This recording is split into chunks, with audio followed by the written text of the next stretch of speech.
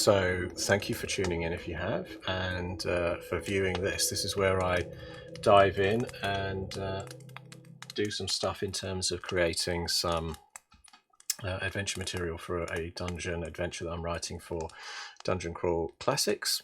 And before me, I have one of the maps that I'm working on. In fact, I'll go back to the other piece of information in terms of the actual adventure, so I can talk about that before I dive into detail on what I'm doing today. So there we have it. This is how I run things here. Basically, I'm running on a Raspberry Pi computer, which is a single board computer, which is this little tiny single board computer, which I've got in a case beside my desktop here. I always like to mention what it is that I'm using, because you know, it's a great little computer, very cheap, and in fact they do an 8GB version as well, but I've got a 4GB version there, and I'm running a version of what's called Raspbian, which is a Linux flavour of software on there. So I'll get rid of that overlay, and as you can see here, I have the classic Google Docs in front of me, which has got the adventure called Beneath the Valley of the Ultranolls, which I've been writing. So as I work through, I fill it up as a dungeon. I put creatures in there, and I use the Dungeon Crawl Classics books to do that. And yeah, the setting itself, if I go to the... Where's the map gone? The map was on the first page, actually. There it is, Scarpsea. So Beneath the Valley of the Ultranolls is the working title. I've now done, what, 30 odd pages, I think. I can't remember at last count. It's not really giving me a page count here. Now, every word processor should have a page count right at the top by the title, shouldn't it, or something? Anyway, so this is a map that I drew out on the first episode of this. So I'm now on, this is the 11th episode if you've been watching, so I've been doing it every Saturday now for 10 weeks plus. And additionally, you can see on those first ones, I drew this out, and the core of this adventure is about a location called the Oblex, which is a large temple structure which has got a goddess in it who's slowly dying because she's lost her followers. So essentially the adventure plan is that the adventurers get involved in some sort of happening around this village called Cliff's End, which I put some notes that there might be a funeral happening in the town. And that's something I haven't written up yet, but the first step of the adventure would be in these barrows. And as she dies, her death throes in her last few weeks are causing strange things to happen amongst the buried dead in the region. So that's a kind of hook into why they're investigating the barrow. And then eventually they'll get over to the Oblex itself, where you have to get down from the top. It's a large black obsidian cube, and the only way in is like an entranceway on the top. And that's it. That's the basic overview of this location. I've started to fill up with loads of monsters, so and also of course just a kind of worthy mention on how I'm doing that. So actually I can bring up my desktop view. Here we go, there's that map again, but here's all the goodies I've been using. So basically the Dungeon Crawl Classics book, the Dungeon Alphabet by Michael Curtis. That's nice. Not too shiny this week, so I'm just about seeing it. So this is a special edition cover version I got, but it's no different really from the standard version, apart from a nice cover. And this has all my monster goodness in it, where well, not the monsters, but this is where I have the rooms, where if I get to a certain room in one of the dungeons I'm creating, I'll roll on the table in here and come up with a random cave or a room. So that's one thing I've been doing, and then also using the monster alphabet too, which is another Goodman Games book, and it's system independent, so it's not tied to a specific, you know, it's not D&D or it's not focused on Dungeon Crawl Classics. So things like stats and ideas in there aren't a particular system, but it gives you so much sort of flavour for the monsters that you can reference and build by, you know, cobbling together different bodies and features and abilities, you know, everything from blood to various other strange lore about them you can roll up in this book, so that's been helpful. And then just recently I also got the Cthulhu Alphabet, so again that's full of lots of ideas. Even though it's kind of Cthulhu horror, there's plenty of fantasy things in there. I haven't been using that one as much, but it's useful.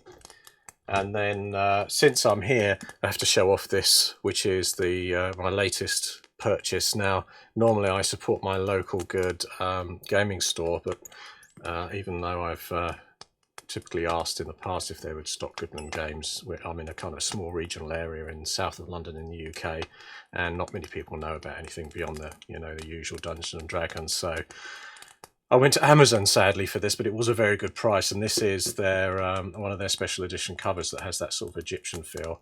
And since I was writing this adventure with a sort of semi-Egyptian temple feel to the central Oblex dungeon, I was kind of inspired by the fact that I spotted this, and I'd always wanted one of these. So it's basically the standard Dungeon Crawl Classics rules with all the usual goodness in there, but I'd been working off the softback and always wanted a hardback, so I managed to get it. So here's my old softback, which I'd labelled up with some sections where I was using it again for different monsters and things, because they've got some good references to standard men and poisons and other things in there that I was using as well as part of this process.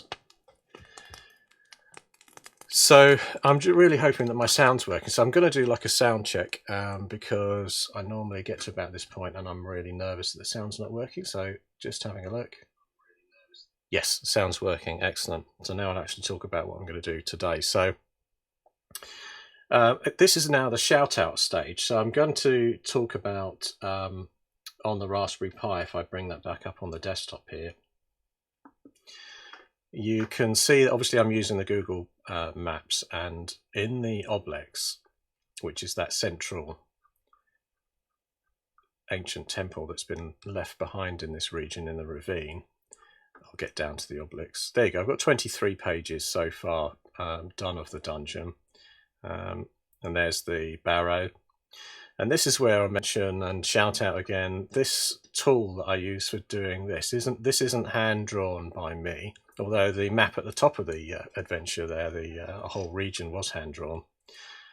I use this tool set called One Page Dungeon, and it's called Watabou, WATABOU at itch.io.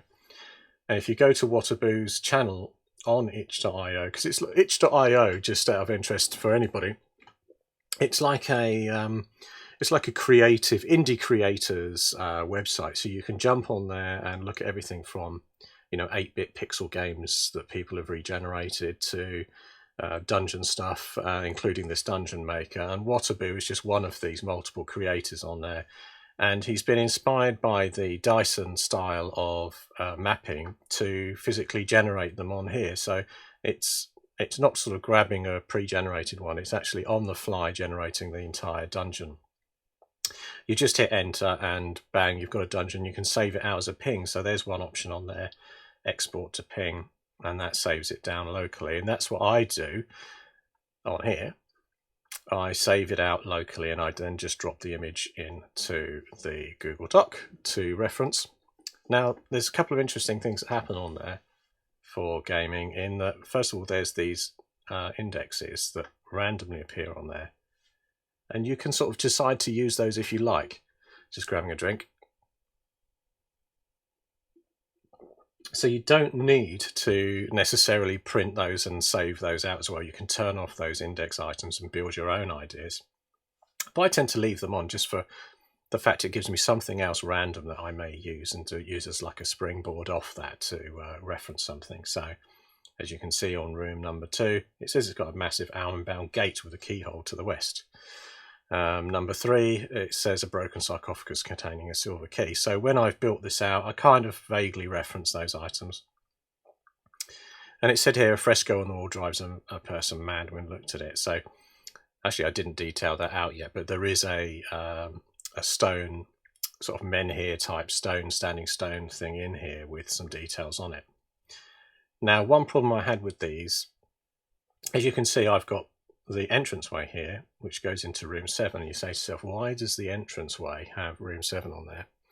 And the reason for that is because this tool set, the Watabou One Page Dungeon, which I just mentioned here, it doesn't give you all the numbers. So basically, you'll get something like 4 or 5 of the dozen or so, or more, usually typically about 80%, 70 or 80% of the rooms have a number on them.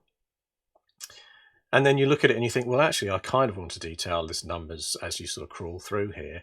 So you have to edit them in a software editor to add numbers in. And of course, all I did was leave number 1 there, which is what it was placed on when it auto-generated this for me. And then I've gone, okay, I'll drop a 7 on there, I'll drop a 6 in there, and number as I go through. And that's how it's worked. But it's a bit old. It's typically totally random, because then I've written down here, I've got my read aloud block, which I've written in the last few weeks on these sessions. I've said area 7 entrance hall to this barrow mound. And I've said there's a cairn of skulls up high to piled high in this initial chamber with racks of bones behind. And I won't have to say, I don't like that. I've said initial. I'm going to delete that off. So cairn of skulls are piled high in this chamber and racks of bones, let's just say stacked behind. Tattered banners are laid across the bones with the symbol of the Rocksmith family, because this is the Rocksmith family's tomb. And then I've said the main pile of skulls is in the east of the entrance hall and obscures the wall. To the northwest is a pool of water where the ground has collapsed over the ages, and beyond it and slightly submerged is a stone door. To the west is a large stone door with a simple rusting iron ring for a handle. The pool of water is still and covered in a dozen or so plate-sized dark grey lily pads, and then I've said that that's a monster, which I've made up, called the Spikes Lily. So if we just have a look down here, yeah, lilac spike lily. And that's the thing, if you get stuck in that water, it will attack you. And this is my stat block, which I use again on this creation process, because as I go through, and I found in the last few weeks, I just need something nice and clear when I'm going to be dropping some statistics in. So what am I going to do today? Because I've just given you the intro again, and you may have watched this before and don't want me rambling through, but hopefully it's always useful to get an overview of where I am. So I've detailed out basically this barrow, which would be the first sort of dungeon if we're going like a point crawl type thing from one place to another. This is the first dungeon that they encounter when they get a hook from being in the village. And in the classic, the sort of style of dungeon crawl classics is, just get straight in there. So there'll be an encounter that the players are straight in instantly in the village, which is to do with a burial funeral going on. I was going to write that up so that something awakens from the funeral, and there's an issue happening there straight away that gets an interest for the players to investigate the barrow. Why are some of the dead sort of popping back out of their graves? And that's because this Idenia goddess is slowly dying, and things are happening with the undead in the region. So then they do the barrow, then eventually they'll move on to do the actual central obelisk itself. So I've done all the rooms for that. And so I think I've pretty much filled out most of the dungeons. It's only a couple of things left over. So let's just bounce down a little bit further. So we have the first layer here of the obelisk, level 1 of the obelisk as well. And again, you'll probably notice if I just sort of show you, luckily the level 1 from the top of that obelisk. So if I show you the Scarpsy overlay here, so the obelisk right in the middle of that map, if you look there, and the entranceway is a weird stone platform on the top. So once they've gone down into this there, it did detail nicely on this randomly generated dungeon. It stuck a 1 in there. And just to keep things, again, just to inform you about that one-page dungeon and how it works, when you generate these dungeons like these and you just hit enter and it keeps regenerating randomly, what I tend to do is just do a few until something looks about the right shape. And this looked good because it had that square feel, plus also the entrance was in the center. So that just felt just right for my obelisk. So there was no plan. I didn't say to myself, I want 4 rooms or 5 rooms. I just randomly hit that button until something looked squarish, and then I was able to dump it straight in here as well. So as I was saying, the numbers don't always work out right, but this one they weren't too bad. So I had to add on like corridor 1 there, corridor 2, corridor 3 with this C on there, just to highlight that they had their own location details. Right, now I'm going to go through exactly what I shall do in this session, and it's a complete experiment. So basically, in the last week, I've got myself one of these, well, 2 things happened in the last 2 weeks. I've got a job again, so I've had like 2.5 months out of work, so things have been a bit desperate. well, not desperate, but just difficult in terms of no income coming in. And but at the same time, now I've got myself a good job again. I did manage actually to get 2 or 3 days work through the lockdown because I have some connections. I work in travel companies, and I had a few connections that were able to give me 1 or 2 days work on a contract. But it wasn't a fantastic way of living for a while. But I've now got myself a full-time job, and off the back of that, I got a tablet to help with this process. And some of the work I do as well involves designing architecture diagrams for computing systems and networks and things. So I'm going to make use of this for that. So I'll show you what I mean by that in terms of the desktop. So here's my hand. So rather than the screen here, I've got a video pointing down, a camera, and this is a new piece of kit I've got. It's called an XP pen. I think it's 22-inch tablet. And basically it works off these pen things that you can draw on. And I thought it would be ideal sort of situation. I also put the strange glove that comes with it. So this is interesting. It's a glove that only goes over like 2 fingers. So there we have it. I mean, you'll see lots of these drawing people if you see their channels. So the glove allows you to sort of rub your hand over there without smearing like oils and things slowly over the screen. So basically you pick up your pen and you can draw on there like that. And so I want to try and give these maps a little bit more of the Goodman Games flavour, because at the moment these maps being like a standard generated map from a computer generation, I've not really been able to give them much more flavour than just dump them in there and then detail out what the rooms are. So this is the second layer in the obelisks. But there's also a level 1 I've got on here as well for the obelisks, which I was just showing you on there. There's the entrance hall.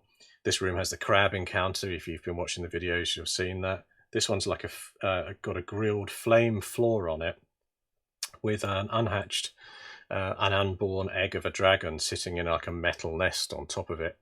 And this is where Idenea, the goddess, is first encountered by the players if they go into this room. And then eventually this layer here lets you down. This is actually going to be a spiral staircase, but it doesn't really show it very well like that too.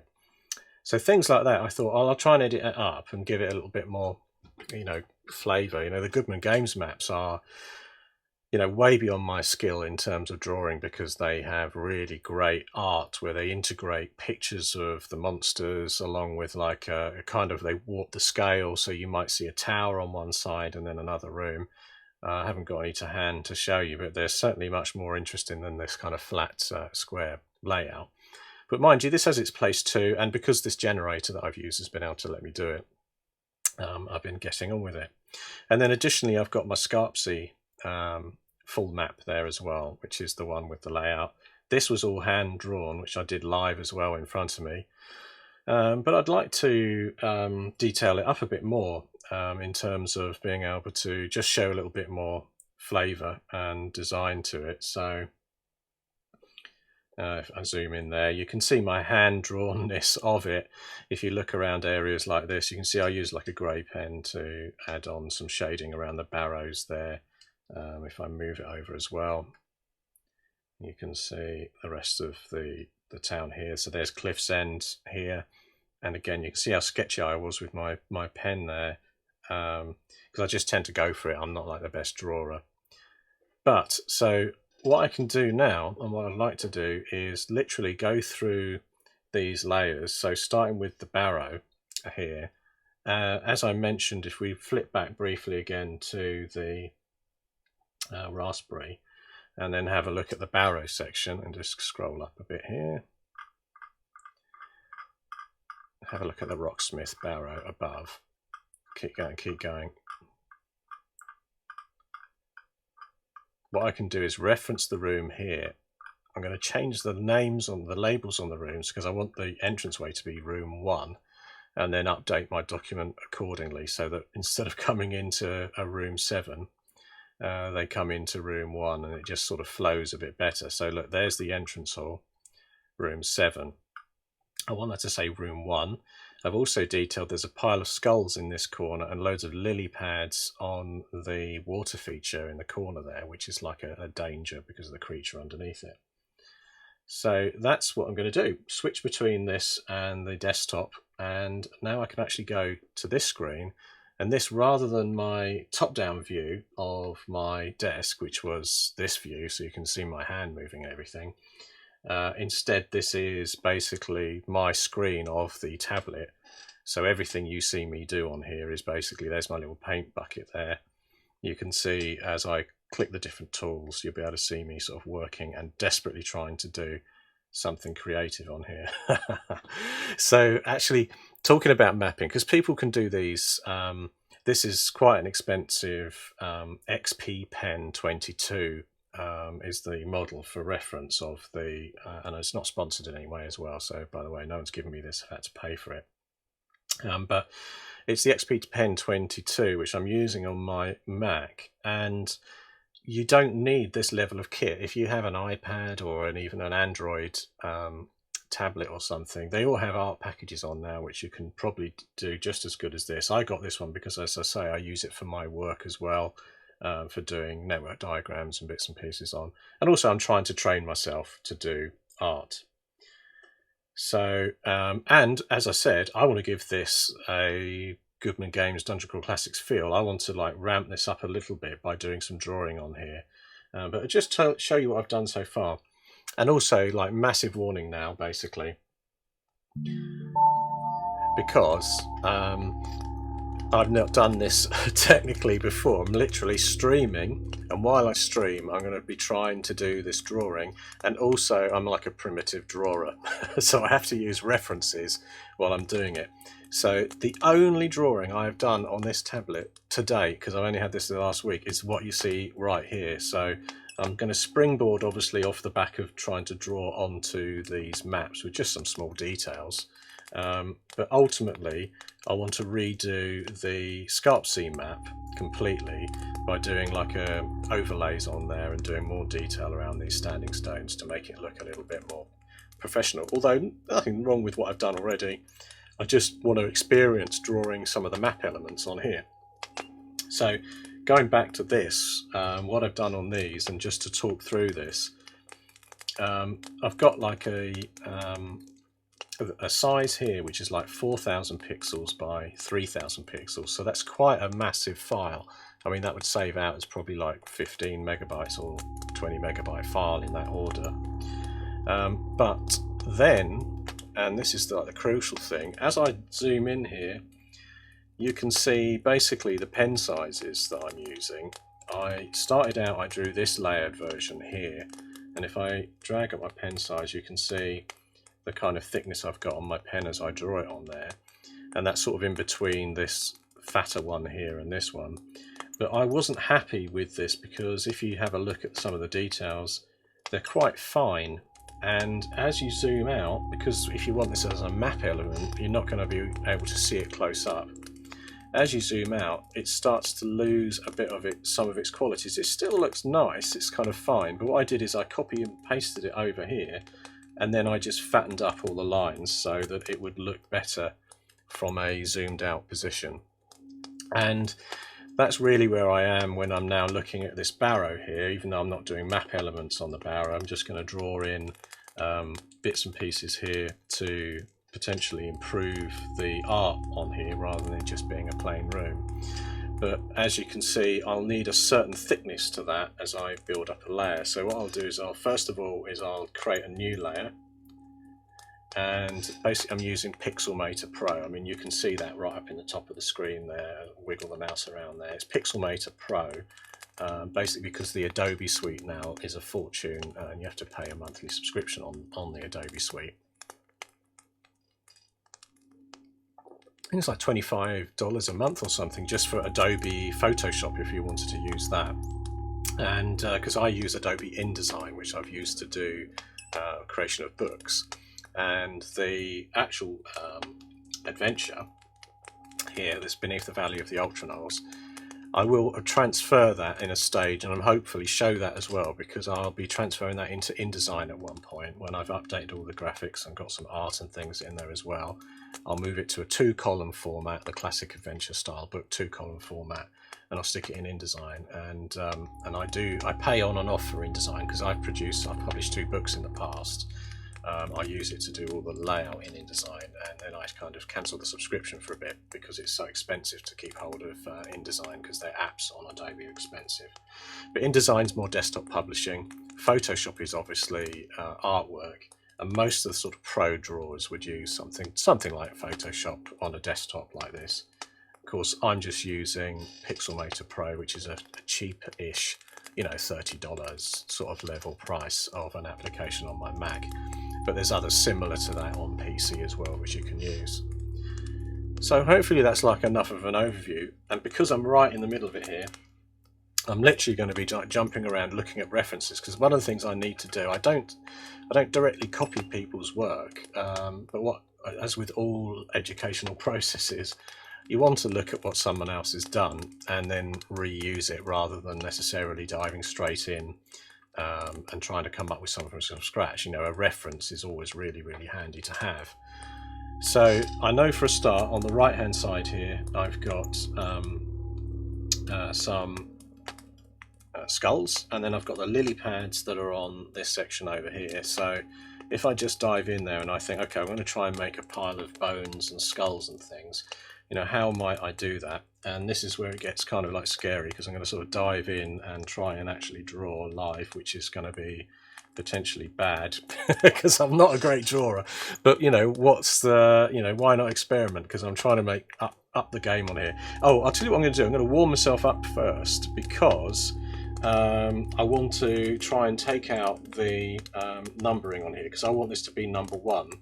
And so I'm just going with an eraser. I feel like a surgeon or something. Actually, that's interesting. That's something I may have to fix later on, but it looks like the image has, as you can see, it's like a faintly not white color, which is not ideal, because I'd have to pick that color for my background all the way through. So I'm going to make these white. That's the other thing I'm going to do. So there you go. It's kind of filled out a white image in there instead. Although that bothered me because it smoothed the edges, so I'm going to just undo that,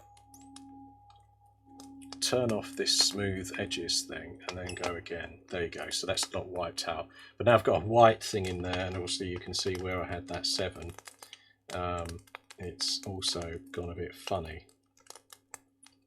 This is one of the interesting things about all these sort of modern tools like this now, is they help you so much. Like, it didn't want to overwrite some of my neat work in the corner there, but at the same time I'm now left with a very faint outline of a 7 in the middle there, which I didn't want. So now I could actually draw on number 1 on here, and that's one of the things I was going to think of doing, is possibly drawing the numbers to give it a little bit more of a natural feel. And of course, again, I'm absolutely awful at doing this, but why not try? So if I try and get myself an actually coloured pen over here,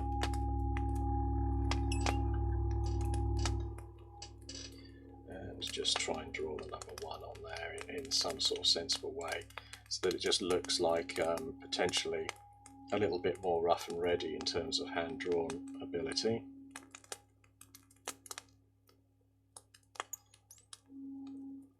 So there we go, sort of getting my eye in there by drawing a number 1. Excellent work, Robin. As he praises myself, and then realise that maybe I've gone a bit fat on the bottom. Now, one thing you can do with these tablets is that you sort of press one button and then you get like an eraser instead, so you can sort of trim off things if you don't feel like they're perfectly right. So then that brings me to the actual number 1, which is over here, and I shall just scrub that off while I'm at it. And again, I need to fill that room with the white, because silver, that's not what I want. Snow. Because when I scrub that out, I don't want that unusual pale background colour in there. Now, of course, the other thing, I'm using quite a fine eraser tip on that, but I don't mind. It just takes a little bit longer to clear it off. So what I'm going to do now is, just because while I've got that in mind, I'm going to drop this white in all of the different areas to literally pre-prepare myself, so I'm not going to have to go in and then worry about the fact that there's a faint colour to the dungeon room background. So straight away that's given it a little bit of more of a natural feel, hasn't it? That's a 1, and then I'm going to try type a 2 in this room as well, because that's what I'm going to do room progression wise. So get the black back, and again I'll probably just do. It's interesting because on the generator it puts them over the grid, so maybe I'll do that as well. I'll just sort of do the 2 in the same sort of fashion straight through there.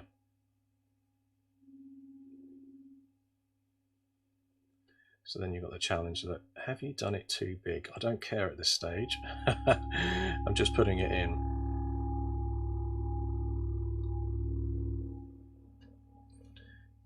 So that is too big, but fortunately I have undo buttons right before me here.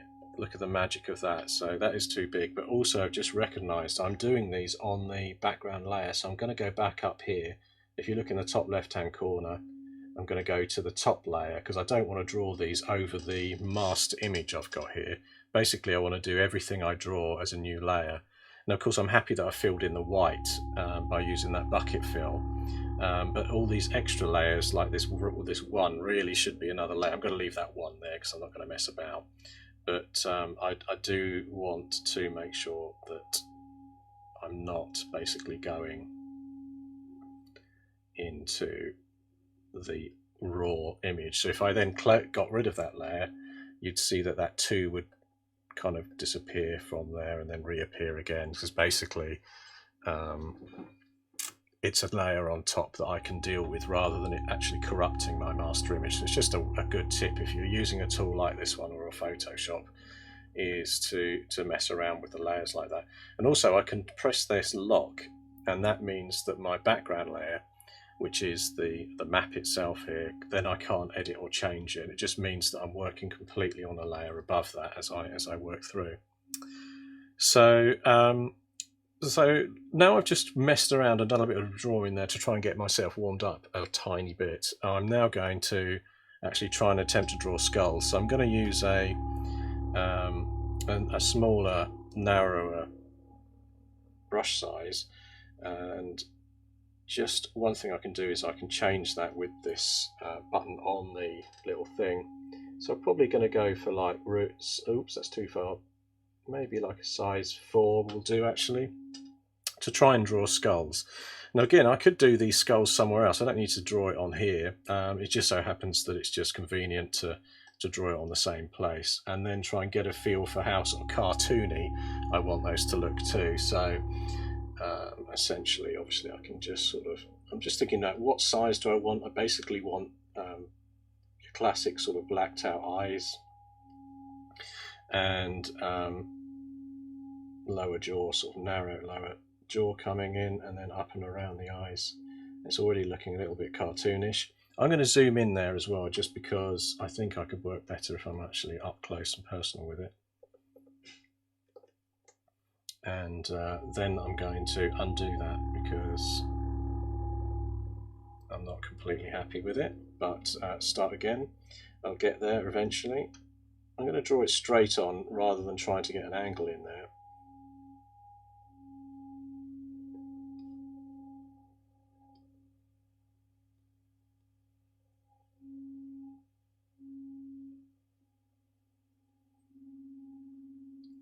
So I might make my my tip even smaller, just because it's just feeling a little bit too big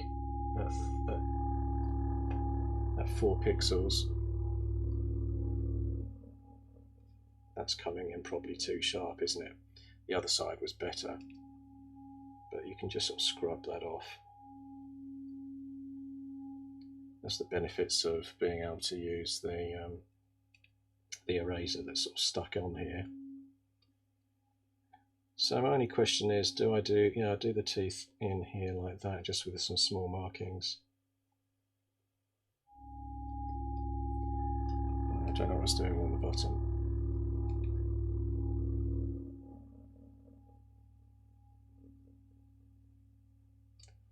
And then I might just put like a hairline. Oh, that's black. I need a little hairline crack type thing along the top here. Let's say I'm just trying to make it look like it's sort of rough and ready, really, rather than it being a completely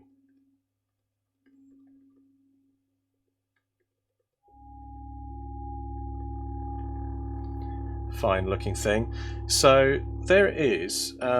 So I can probably pick up the selection tool here and then have a think about what I want to do. So potentially twist it around a wee bit there. Oops. I need to reselect it. Oh, didn't get the full selection. There you go. I'm learning, but I'm trying to twist it round with the right button.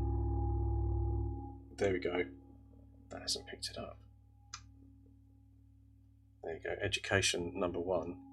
I'm on the right layer, but it hasn't picked up. Oh, it has picked up my skull. Oh, so I wonder why it didn't twist it around.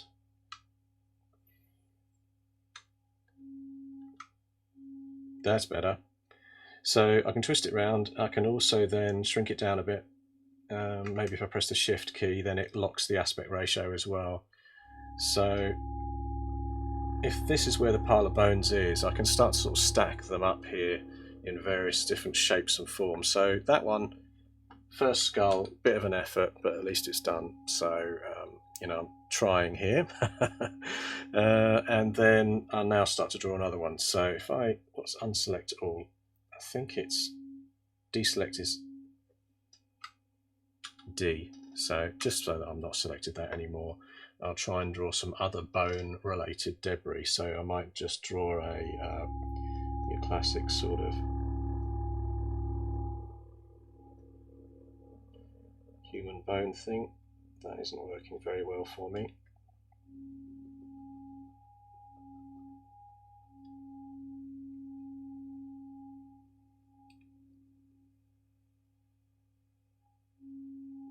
And again, this is coming in rather big, but I'll shrink it down when it goes through.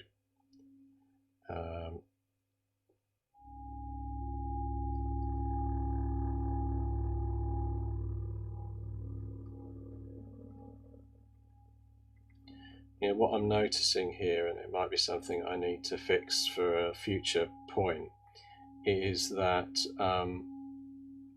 my resolution's not too high on this map. So basically, even though I'm coming in nice and close, it's still sort of looking a little bit blocky. But that, you know, it's not the end of the world. If you zoom out to something like the scale it would be, you can already see that that bone is now looking much more sensible, and so is the skull, although the skull could probably be more defined in many ways actually, but we'll see. So what I did last time was I started to use these stat blocks and tidied them up, and I know that by going into the let's just pick that up and copy that, by going in further to the obelisks in the center of the map, we will see that there are a couple more blocks like that which I need to finish. So keep going, back to the obelisk. So this is the start of the obelisk on the top. Oh, that's an error. Those are the gold bats. So these are the gold bats on the top of the obelisk when you fly down, or if you land down in some way onto the top.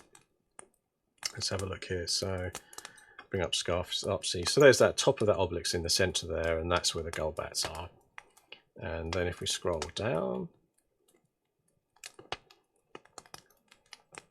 we can see level 1, and then we can start to see through the different areas which I've done right down to level 2 coming up. I think what I need to do is there's a couple of extra stat blocks to tidy up as we work down.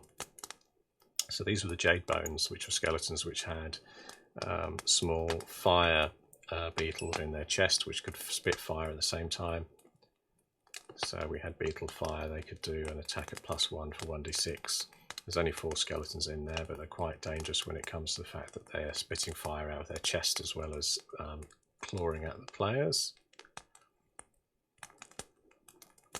if I can find the bit that gets down to the next level. And then there's Idenea, the goddess, who's significantly more powerful. And I had some details there before we get down to Obelix level 2. So let's start tidying this up a bit, because I know I didn't do the sort of read aloud block.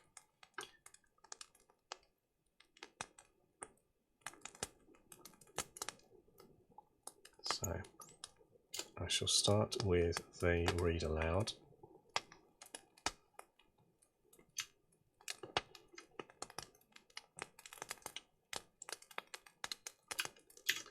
Specifically because I have been trying to sort of follow the standard format, which is you put the read aloud section in italics when you're writing an adventure, just because that's the bit that's easy for a games master to reference. So I can just call this as well, room 7, I'll just call it lower entrance hall, lobby I'll call it. I'm going to call it, because it's the temple down here as well, I'm going to call it temple entrance lobby. I'll tell you what feels better, antechamber, doesn't it? Just feels a little bit more antique than lobby. Lobby sounds like somewhere you're in a hotel with a bellboy pushing trolley around, which is not very modern. I mean, too modern. So this is a small room with an iron statue of a mounted warrior bearing it. So I'll just say, after descending the stairs,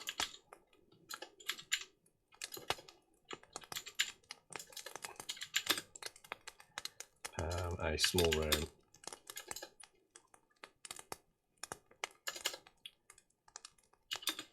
so you enter.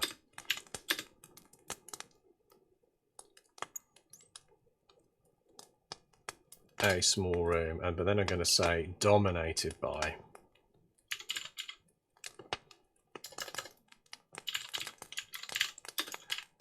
an iron statue of a mounted warrior bearing a spear. The figure looks like a northern plainsman and is very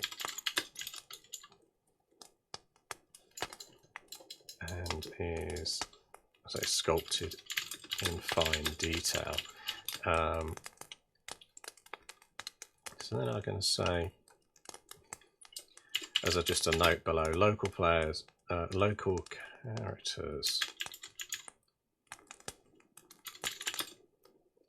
may recognise this garb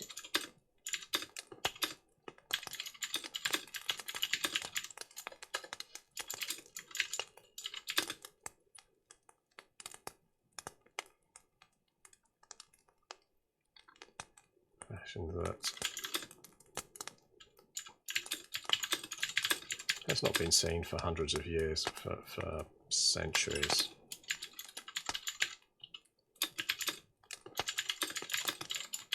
Sort of only seen in tapestries.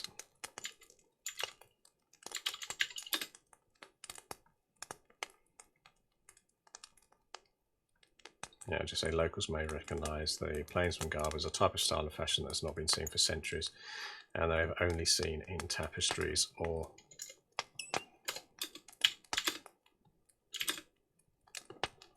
funeral. No, I don't want to say any more detail there. Just only seen in tapestries, fine. Players may appear here from Iden's bedchamber. And then on to this one.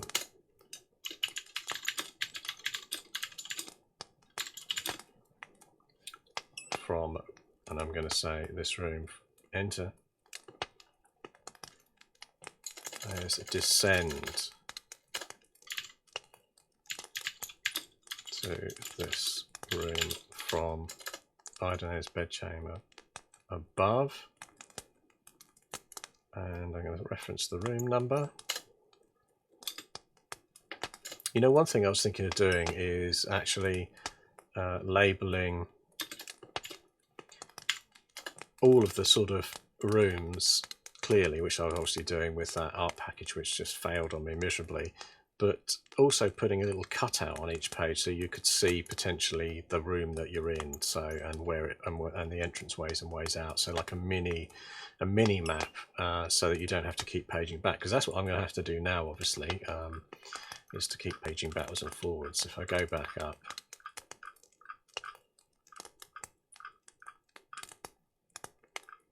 and just remind myself of the room number, so I have to go all the way back to the map of the floor above.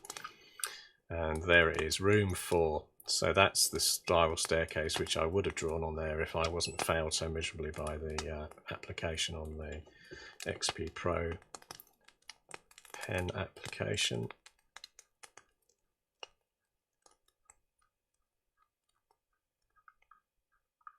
Coming down again.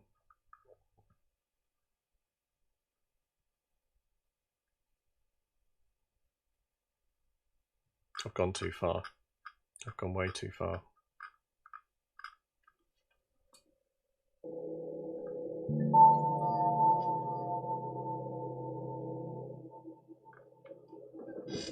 Here it is. Room 4. So yes, players descend to this room from eyes of bedchamber room 4. Then I'm just going to move this thing here as well, just down, just because this is more like the first piece of text that the judge will want to read out.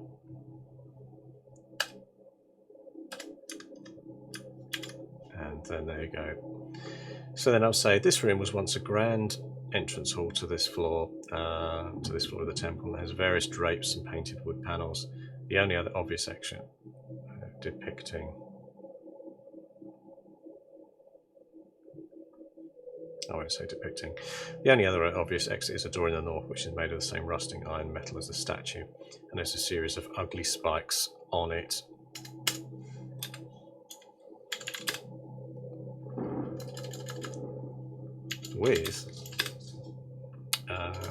With the remains with the remains of a previous visitor hooked over the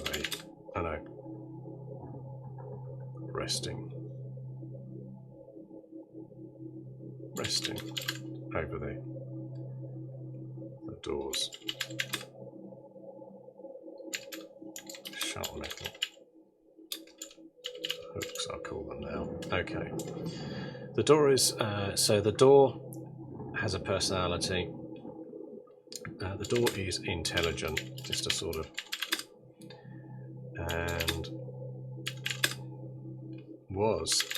and is the spirit of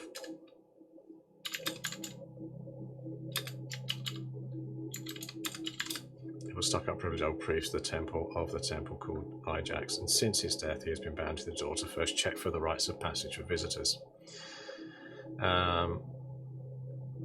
Ajax is waiting for the inscriptions from room 2A on the first floor. So basically on the first floor there was a room with an inscription at the base of a statue that could be learned phonetically. If they've actually have learned that and reuse it here, it allows them ease of access through here. The door is intelligent and is the spirit of a stuck-up and privileged old priest. So they have to read it aloud to the door to allow them through. If angered by the visitors, Ajax will shout command at the rusting iron statue in the room, causing it to animate and attack. If one of the characters speaks the phonetically memorized phrase in the base of the silver statue in the pool room, Ajax will allow the group through, and the statue will calmly return.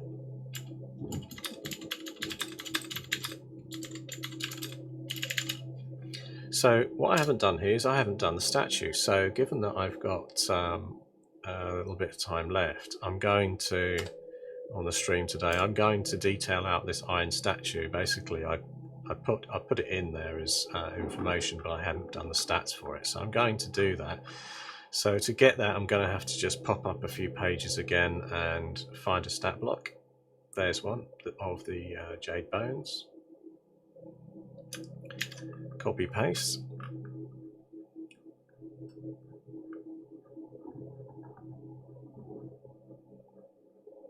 And here's the level 2. So basically for that room 1, I'm going to drop the stat block in. And as I mentioned before, I use these stat blocks, which is just a table in Google Docs, because it's easy for me to see, but realistically, probably when I publish this, I'll use the traditional stat blocks that you'd see in the Goodman Games books, just to match their style, really. And I think someone asked me last week if I'm going to publish this, but I will do as a kind of a cheap PDF kind of thing when I've got it together.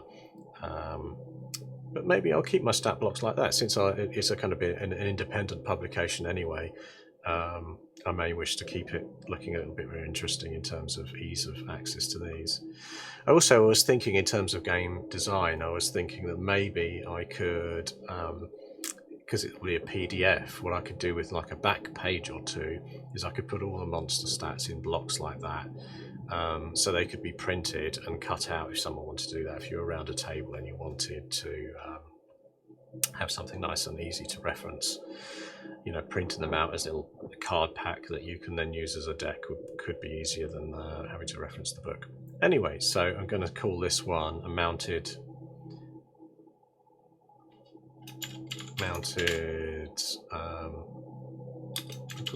horseman. And let's stretch that over just annoyingly a tiny bit. And I'll just call it maybe an iron golem or something like that as a kind of a class. So of course it's not going to have claws, it's not going to have beetle fire, and everything else will be different here. So this is where I now need to work out what I'm going to use from the Goodman Games book as a basis for the stats when I create this mounted iron warrior. So I'll grab the main book, because it's a bit lighter than using my big hardback version. I've got my paperback, and let's dive into there and have a look. What I might also need to do is just sort out the focus on it a little bit too. That's a bit easier to read. That's focused. Done. Landed right on a spell page there. So in the back here we have a variety of monsters. So you can see Servitor. Servitor might work.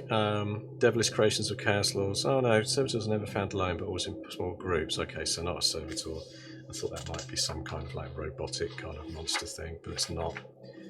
I'm just browsing through here to find something that would look relevant for a kind of a mounted iron golem. You know, an owlbear has the sort of strength maybe that I'm looking for, and so would maybe an ogre.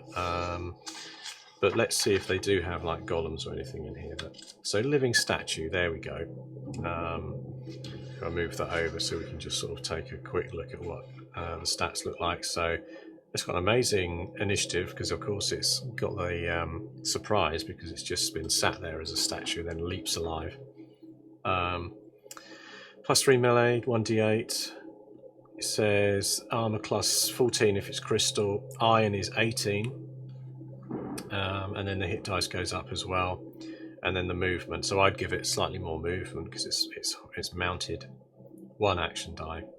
So I'm going to give mine 2 action die as well. I think I'm going to give it a hoof attack, like a raise up and kick the players either front or rear with its hooves, and then the guy on the top will have some kind of weapon, but I think it's not going to. I'm not going to need to represent the weapon, because basically I'm going to say that when it does an attack, it gets the +3 melee and does 1d8 with some whatever sword or spear. Spear probably, because that would allow him to reach down more readily from the top of the mounted horse. So that's what we're going for, living statue. So I'm going to flip back and I'm going to start to detail that out. There was something else down here. Let's read what it does. So it says it's programmed, simple instrument, completely motionless and causes surprise. So basically if it did leap alive, but you know, every savvy player is going to know that potentially the statue will leap alive. They only use the template as the simple robots and can obey only the most basic instructions. That's it. I mean, it's really nice, simple, and that was a nice and quick one to find. So I'm going to go back to the Raspberry Pi, and I'm going to start putting these details in. So basically, it's got to be neutral, hasn't it? Even though I didn't read that yet. But yes, it's a neutral because it's just a beast. So I'll put neutral N in there, and of course because it was the iron version of a living statue. Yeah, I wonder if they've got golems as well, actually, just out of interest. I'm going to go to G and have a look. They've goblins, no golems. So basically this is the equivalent of a sort of a golem. But of course the iron version has 18 armor class to go in there. And the iron version also has 4d8 hit dice, so it's quite a beast. I'm going to have to work out what that is randomly. Or use the... there's a website that I go to and I can't remember what it's called, but it basically allows you to work out what what an average of 48 would be. Then we now know that it's got it's going to have 2 action dice because it's got the horse and the spear, so I shall just detail those out here as well, so before I forget. So spear, and then below there I'm just going to call it hoof kick.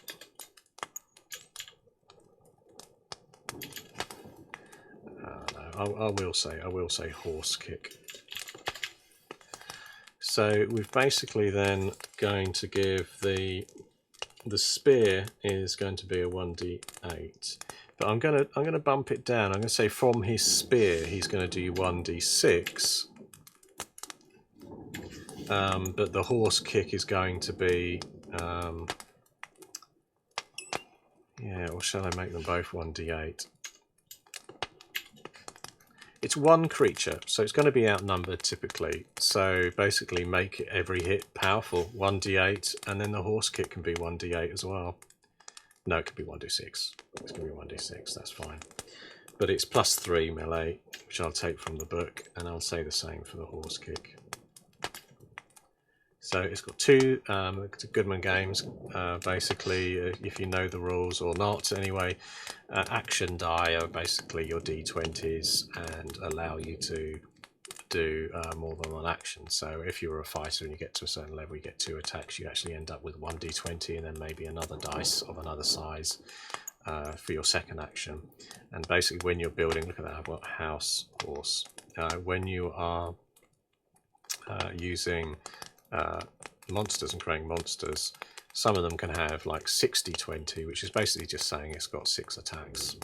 And then if I get to the fortitude, I bet that's quite high, +4. Reflex of a living statue is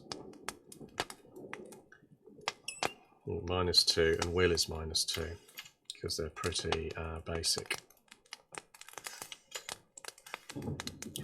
And will at -2.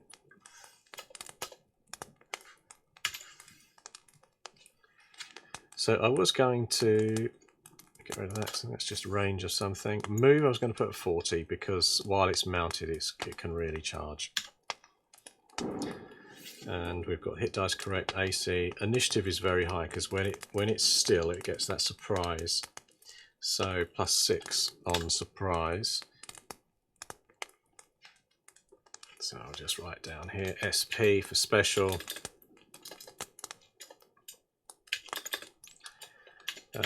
The iron mounted warrior has a 50% chance to surprise players.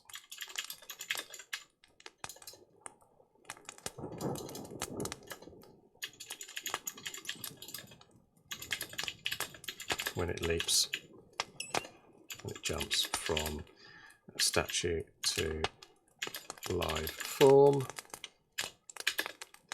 I mean, otherwise they're not intelligent, and they get a free attack. A free attack from held spear and horse kick on this. No, I'm going to say it gets 1. Now that is fair, isn't it? On the first round it doesn't come out and do a boot and kick. It gets a single free attack. And I'll just say that's fair enough. A single free attack. judge can then decide whether they want it to be the horse trampling out and trampling the players or not. I wonder if I'm going to give it another special because it's unique to this room, and just because if we think about it and talk about this room again, the door itself in this Temple Room 7, it's an intelligent door, and the spirit of a stuck-up privileged old priest of the temple called Ajax, and since his death he's been bound to the door to check the rites of passage. So he's waiting for the inscription to be read aloud. And one thing I would say here as well, probably just to flesh that, I'll say he will engage the players.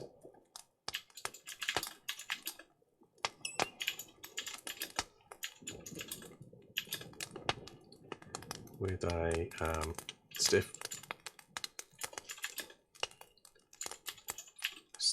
demand for, I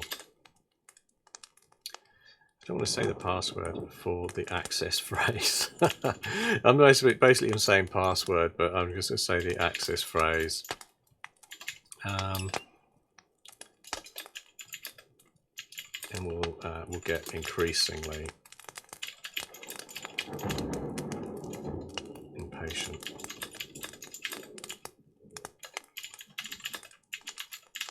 Dither.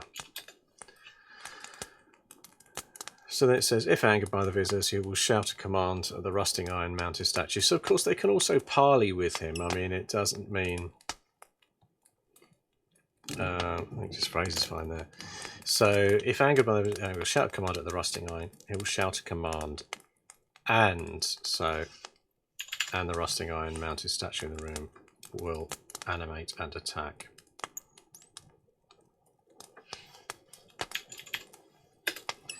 If one of the players speaks the phonetic memorized, that's it. So basically, because there's the idea that there's spikes on this door as well, and I said that there was someone had died on there, and since his death he's been on the door, but I'll go a bit further up.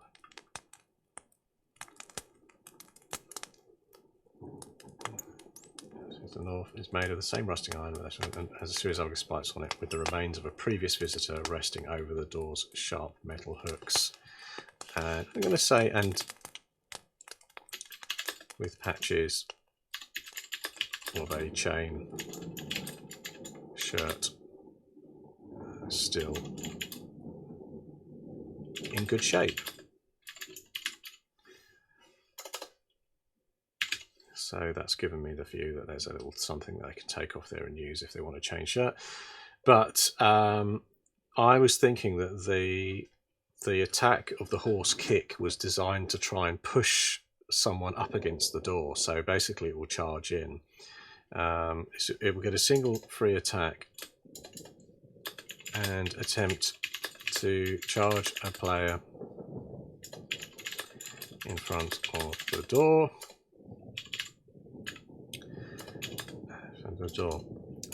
If kicked by the horse, the player can be forced back 5 foot and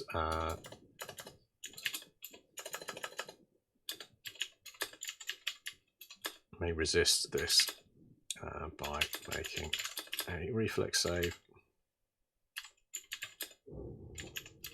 of DC. Just going to say 14. I'll have to change that, but I just thought 14 will do. So basically, I think that realistically, to avoid being pushed back. So basically, every time this thing kicks with the horse, because it's got the 2 actions, it can kick someone back away from it, or be potentially kicking them in, forced back, kicking them into the door. If the spiked door is directly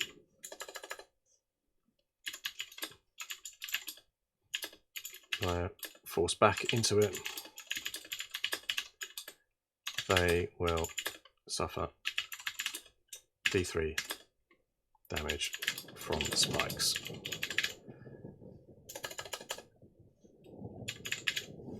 And that's it. So I mean, that's that room done. And really, I've done now an hour and 15, and I must apologise for the fact I had technical issues, but I'll resolve that. And I think I said at the start that something might go wrong, and it did. But I think I still gave some decent content there in terms of at least you were able to see me and my thoughts about how I was going to work those maps to give them more of a Dungeon Crawl Classics feel by drawing art onto them. And I say, I only got this set up last night, and I think I've got too many monitors because I've got a monitor here with the chat screen beside me. I've got another monitor in front with the main stream going on. And then I've got a secondary one on my left where I had some art references that I was using to do the sketching, plus the screen itself, which I was doing the drawing on. I've probably just overloaded the system, but I'll have to look at that and make sure that I can run this smoothly for a future session where I'm going to do the art as well. But I'm pleased I've got that iron golem. It's always handy. I always feel a slight achievement by finishing a room and polishing a room off a bit. I mean, it's still always going to be subject to future editing as I work through here. And also, I'll just make that bold for now. And, you know, as you do this, it's quite often, it's like an exercise really in coming up with a standardized format. You know, what gets made bold? Where do you put the name? Do you put a dash after it? Do you put anything, include any extra read aloud bits further down in a room's detail? Because maybe I should put a read aloud section when the thing comes alive, but probably not. I could even do a read aloud section for what the dead spirit of the priest that's stuck and bound into this iron spiked door, but you know, kind of leave that up to the judge as well, isn't it? If they know there's a priest in there that demands something, I don't need to write down the specifics of what they say. That should just be part of role playing. They can keep that simple when you're doing this, or complex as you like, can't you? You could be a judge that adds something really flowery and a booming voice comes out of the door demanding the access phrase, or they could just say the door asks you for an access phrase, and it can be just as fun for a role playing game. You don't have to be making flowery, full on vocalization. I might say,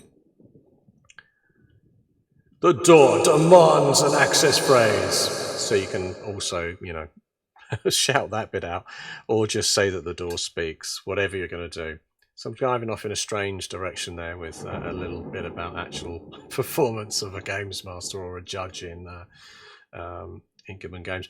I'll tell you what I found recently, just as an observation as I'm here and I'm chatting about that kind of thing. I've started work back, which I mentioned at the start of this stream, but in the last week and a half I've got another job and I'm working, you know, Monday to Friday, 9 to 5:30 kind of thing, at home at this desk. And what I found is that I tend to, if I used to work in an office, even though I was home later, so you didn't, you know, here I finish work at 5:30 and I can go and do whatever I like. I could start cooking food and all sorts of good stuff. But obviously I used to have a commute 40 minutes plus or so for when I was in an office.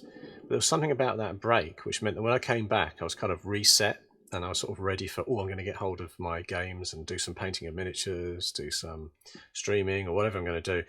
Now I'm stuck here. Like, I roll into the evening, and earlier in the week I was judging Starless Sky, the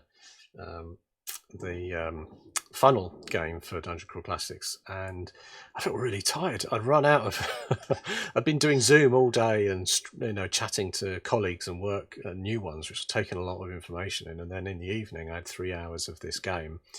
And I'd lost a bit of my spirit, I think. I was doing well, and I was taking it calmly and delivering it. But I got to some scenes later on where they were having a fight, and I lost all my usual gumption had gone. I'm normally, like, you know, explaining how the gore sprays off the top of the beast's head when you know, whack it with a mace or whatever. And I normally give them that extra bit of flavour in response to whatever a player's doing.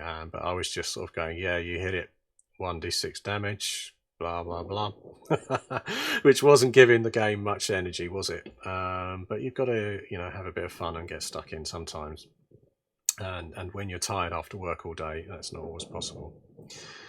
So there it is, the iron golem, well, living statue, golem, whatever you want to call it. I like the phrase living statue anyway. That feels retro, doesn't it, rather than golem. And golems could be different, couldn't they? They only have in here living statues for crystal, stone, iron, crystal stone and iron. But you could create anything you wanted, a clay version or whatever else, and then give them some other abilities. I was reading a book recently where they had a golem in there, a stone one, and it had abilities to do things like bring up spikes of stone from the ground and things. So it's more of an elemental, but it was still kind of golemy or living statue kind of thing too. So that sort of thing you can mix up. So actually it reminds me, I wonder if they do have elemental in here just before I go. Oh yeah, they do have elemental. So they have air elemental and the extra planar creatures, elemental of air, elemental of fire, water and earth. So they're all in here actually. Earth elemental are solid plodding masses of earth and stone. So in fact, again, just with the spirit of Dungeon Crawl Classics, you could use anything. So I could have made the statue an earth statue or something, and said it was made of stone instead of a iron golem, or an iron living statue. I could have said it was an earth elemental and given it some other weird abilities. So look, it says it can dig through solid earth and stone at a rate of 30 foot. With their stony hide is difficult to penetrate. Yeah, they have armor class 20. Wow, that earth elemental is even more powerful than this mounted horseman. But I'm glad I've read that and spotted that they have elementals in the main book anyway, because I do like those in a game, and they will do that soon. So I'm going to sign off and just again apologise for some technical faults earlier on, and wish you all a good week. I'll be back again next week, and now I'm just trying to find the right mouse to turn off my stream. But I can turn off the stream with a button. I got all that sorted. So great, thanks for listening if you have. Hopefully you got some decent information about the stuff I was doing with the drawing initially and the ideas I had, and then I've given you a little bit of an extra room that I've done there with the Iron Golem and used that flavour there from the book of using the stats from the book. But then I've gone, okay, situationally in that room I want to be able to kick someone into the spikes on the door. So I gave the horse a kick and then gave it a special ability as well. And that's the sort of thing you can do with Dungeon Crawl Classics, sort of make up the rules as you play. And that's the spirit of just, you know, DCC all round really.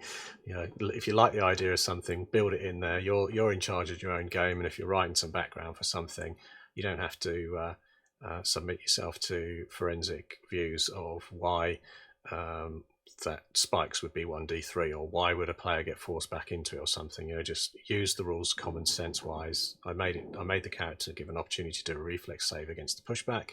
If they fail, they could potentially get pushed into the door or the spikes. That's where it is. So hopefully that was of interest, and I'll stop the stream and see you next week. And next time I'll have my technology working again, which I'll be tried and tested. Cheers.